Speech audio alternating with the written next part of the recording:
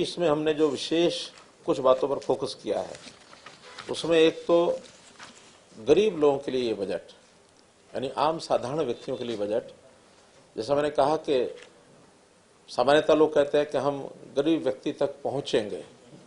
मैं ये कहता हूं कि हमने गरीब व्यक्ति से ही शुरू किया है, और जो हमारा परिवार पहचान पत्र का ये डाटा है, इस डाटा के आधार पर हम नई नई योजनाएं सब शुरू कर रहे हैं कि उन गरीब व्यक्तियों को किस प्रकार से लाभ मिले। अब कई बार विषय आता है कि आपने अनुसूचित जाति के लिए कुछ नहीं किया, आपने बैकवर्ड के लिए कुछ नहीं किया, तो मैंने आंकड़े ही बताए हैं कि जब हम 1,80,000 का आंकड़ा निकालते हैं तो इस आंकड़े में हालांकि अनुसूचित जाति की आबादी तो 20% है, लेकिन उनके 29% यानी परिवार इस दायरे में आ रहे हैं। अगर पिछड़ा वर्ग की बात करता हूं तो उनकी आबादी तो 27% है, जबकि 34.5% आबादी यानी इस दायरे में आ रही है 180 में। तो इसलिए स्वाभाविक है दोनों वर्गों का 8-9% अपनी आबादी के शेयर से भी ज़्यादा इसमें लाभ मिलेगा, चाहे हर प्रकार का व्यवसाय में मिले, सब्सिडी में मिले, अनुदान में मिले, बच्चों में मिले, फीस में मिले, या ट्रेनिंग में मिले, या जो रोजगार के लिए हमने नई नई योजनाएं बनाई हैं जिनके ऊपर फोकस कर रहे हैं, वो सारा बजट यानी इस हिसाब से उनको पर्याप्त संख्या में मिलेगा। तो आपको बता ही दिया कि 22-23 का पिछले वर्ष की तुलना में 15.6% अधिक बजट, कुल 1,77,255.99 करोड़ ये बजट रखा गया। ये आंकड़े आपको सब लिखित में मिल जाएंगे, बजट अनुमान, और बजट में हमारी जो जितना लायबिलिटीज हैं वो भी उसमें हमने ऋण जो है वो भी सीमा में रखा है। 4% तो हम पिछले साल कर सकते थे, अब इस बार की सीमा 3.5% हुई है, तो भी हमने 2.99 पर ही अपना बजट रखा है।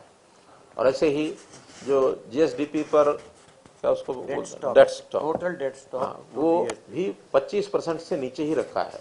अभी 33% अलाउड, 33 की बजाय हमने 25 से भी कम रखा है, 24.99। राजस्व घाटे में भी हम लगातार उसको कंट्रोल में रख रहे हैं। हालांकि राजस्व घाटा होना नहीं चाहिए, लेकिन फिर भी जितना पहले चलता आ रहा है उससे कैसे कम किया जाए उस ओर आगे बढ़ रहे हैं। ये अब चूंकि न्यू पेंशन स्कीम ही है हमारी, और अगर ये विषय कभी आएगा तो मैं जरूर कांग्रेस के मित्रों से पूछूंगा कि 2006 में तो उन्होंने ही किया था ये, आखिर ओल्ड एज पेंशन खत्म करके न्यू एज पेंशन लाए थे, तो कोई विचार तो रहा होगा ना उस समय, कितना उनको आगे के भविष्य की विचार तो किया होगा। क्योंकि कोई भी पेंशन लेने वाला व्यक्ति अपनी नौकरी लेने से 30 साल के बाद वो पेंशन लेना शुरू करता है। जिस गति से पेंशन का बोझ बढ़ रहा है, 30 साल बाद क्या हो जाएगा ये अनुमान जरूर लगाया होगा उन्होंने। 2006 में जो लोग भर्ती हुए वो 35-36 में उनका जाके प्रभाव पड़ने वाला है। आज ही हमारा बजट का जो पेंशन का जो वजन है शायद 600-700 करोड़, कितना per month per month sir 750 crore, 750 crore रुपये महीना, साल का कितना हो गया 8400 करोड़, 10,000 करोड़। और यही एक अनुमान से ही लगाया जा सकता है कि आज से 15 साल, ऐसे 12 साल 13 साल बाद ये जाकर के कहीं 40,000 करोड़ हो जाएगा। तो पेंशन इतनी बड़ी मात्रा में, संयोग से सैलरीज भी अच्छी हो रही हैं, जितनी सैलरी बढ़ेगी उतना पेंशन भी बढ़ेगी, कर्मचारियों की संख्या बढ़ेगी तब भी पेंशन बढ़ेगी।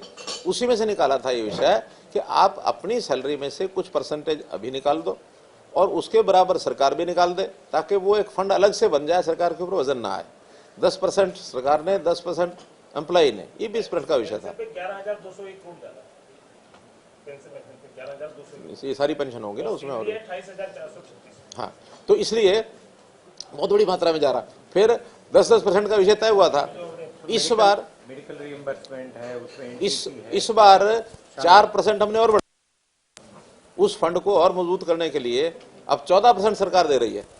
बल्कि हम तो, मेरे जैसा व्यक्तिगत तौर पर तो अभी सरकार की योजना नहीं बनी है, व्यक्तिगत तौर पर मैं ये कहूंगा कि जो सरकार ने बढ़ा दिया 4 और भी आप बढ़ा दो, सैलरीज कम नहीं है।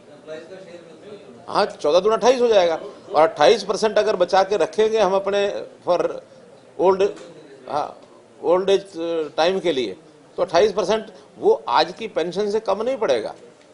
लेकिन आज तो क्योंकि सरकार जो है वो कभी बचाती नहीं है, सरकार तो आगे आगे चलाती रहती है। आज हमें 14% आज ही उसमें से निकाल के बाहर करना पड़ रहा है, हमारे पास तो डबल हो रहा है।